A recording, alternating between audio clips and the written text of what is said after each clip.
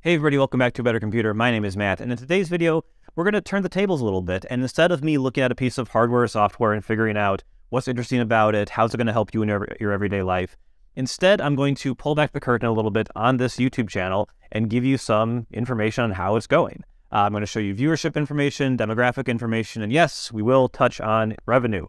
So I'll show you exactly how much money this YouTube channel is making me, so you can get an idea for what it's like for a channel of this size to be operating on YouTube. So as I'm recording this, I have about 15,000 subscribers, and each video gets a couple thousand views. Some really pop off, some just absolutely bomb. But in general, that's kind of where I'm at.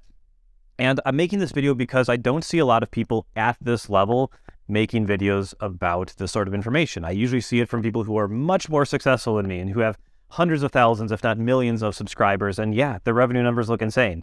But that's not how it is for everybody on the platform. I am nowhere near quitting my job to go full-time YouTube, and I hope that'll be clear by the revenue numbers that we share later. But yeah, let's just jump into it. I'm going to poke around my YouTube studio and show you some interesting stuff.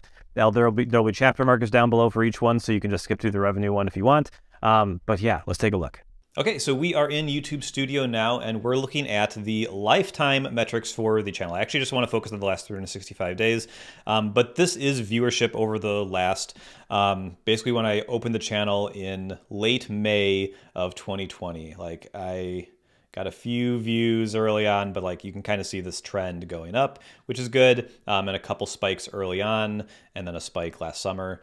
But yeah, overall, I've had just over 2 million views, 100,000 hours of watch time, and yeah, I've blurred out revenue for now. We'll show you that in a little bit, but let's actually focus on the last year, so the last 365 days. You kind of see the spike last summer. This was actually, it wasn't this video, it was this video. I'm using Arc from now on, which was a video explaining why Arc is my default browser, and it still is. I'm doing this video in Safari for reasons that are uninteresting, but Arc continues to be the browser that I use on my Mac, and I'm looking forward to the Windows version, the iOS version. I'm excited about those. But you can see, yeah, that was my top video in the last 365 days. I've got a real-time count of my subscribers, and in the last 48 hours, I've had 5,710 views on my channel. Interestingly, and a thing that's important, I think, to note about making YouTube stuff is that the videos you make, especially the good ones, continue to provide value for the long term. These are all videos I made at least a year ago. I think this one was even longer ago, and they were, in the past 48 hours, they're the top videos people are finding on my channel, and I think that's really cool that these old things that I did a long time ago are still providing value and still contributing to revenue and subscriber growth and all that good stuff. But yeah, let's get into the content page so we can kind of see that. This chart looks basically the same because it's the same thing. 1.2 million views in the past 365 days on 9.8 million impressions. That's how many times YouTube showed my videos to users. And so the average click-through rate is 6.3%, which I don't know if that's good or bad, but I think it definitely could be higher. One of the opportunities I think I have for this channel is doing a better job with thumbnails, doing a better job with video titles, because they're really afterthoughts for me. Like, I make the video, and then as it's uploading, I try to think of a title, I try to think of a thumbnail. That's really not the best thing to do for success, but it's what I do right now. But yeah, anyway, that's it. You can kind of see my click-through rate. It is generally going up, but very, very, very slowly. I think the trend line is positive. It kind of was hovering a little at this line or below it, and now I'm consistently above it. It's not super impressive, but it is what it is. And then audience retention, you can see some of these above typical, below typical. So, and you get these like nice charts that show you like where people drop off.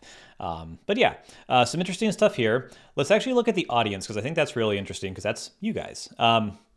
In this chart, the viewers, the purple line is returning viewers, blue line is new viewers, so people seeing the channel for the first time, and you can really see consistently more of my views come from people who are finding me for the first time rather than subscribers. And I think that's an important thing to know in YouTube, is that it's not necessarily how many subscribers you have that determines how successful you are. Like, more subscribers is obviously good, but it's really about, can you make content that people are excited about, that are going to click on, and maybe they don't subscribe, but they watch your video, they watch a good portion of it, and it starts showing up on their homepage, and they click it every time they see it on their homepage, even though they don't subscribe. It's not always about just raw subscriber numbers. It's about making videos people want to watch. We can see what videos are growing my audience. what other channels people who watch my channel watch. So Christopher Lawley, Snazzy Labs, Keep Productive, these make sense to me. Content your audience watches, so these are other, again, related things. When people are watching my YouTube videos, I think this is pretty interesting. This is nice to see, like, when should I be posting new videos? So I usually post at 7 a.m., which is a little before kind of the bulk of people are watching, so maybe I should delay it a little bit, but anyway.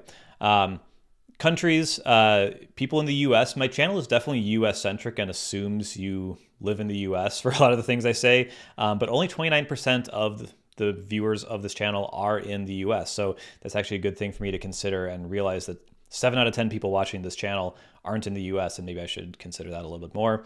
India, UK, Germany, Canada are the next ones. 90% of you are not using subtitles. Some of you are. Watch time from subscribers. So this is the chart you always see. 88% of you watching this video are not subscribed. Hit the subscribe button, whatever, if you want to or not. 12% of my viewers are subscribed. Gender, it's about 9% female, 91% male. Honestly, for a tech channel, that's not the worst I've seen. I'd like it to be better, but I don't really know how to do that necessarily. If you have any ideas, put in the comments. I'd love to hear them. And then viewership, age-wise, the top demographic is 25 to 34, which is fine. I recently crossed into this demographic, but whatever. It's no big deal. No big deal. It's a great age range. Yeah, so that's kind of viewership. And now the one I think you guys are all curious about the most, revenue. Many of you maybe even skipped to this chapter in the video, so you could see it right away. In the past year, I've made about $5,000 from YouTube ad revenue from this channel. And that is, in the past year, I'm trying to make sure this is accurate, that is the only way I've made money on this channel. I've been given a couple things to review, but I haven't done any sponsored videos. The only way that I make money from this channel is from ad impressions and YouTube Premium, I guess, as well. But that's the only way I make money from this channel. And I think that's good. I think my incentive should be to make good videos that people want to see and get value from, rather than going for sponsorships, which I could do. I could play more aggressively in that day. And you would honestly not believe how many emails I get every single day from people who want to do sponsorships. Usually they're pretty bad companies. So anyway, this is how I make money from YouTube. So I've made $5,000, and effectively all $5,000 has gone back into the channel to pay for the subscriptions for the apps that I use, to pay for the upfront costs for apps that I use, to pay for computers and hardware, and basically everything that I buy for this channel to talk about, that's coming from this.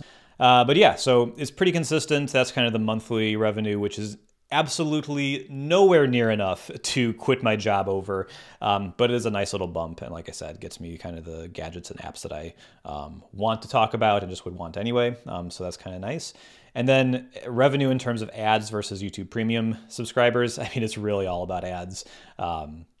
Most YouTube users don't pay for YouTube Premium. I do. I think it's actually great and really changes how great YouTube is to you to never see an ad, but yeah, most people don't, so it's mostly ad revenue. Yeah, and these are some of the things, I guess. Each video has a different CPM, so you make a different percentage from every view. It looks like my How Apple Pay Works is the most profitable content, even though this isn't my top video, but this is tangentially about payments and finance, and those sorts of videos seem to just have higher CPMs for the sorts of ads that play in front of them. But yeah, so that's it.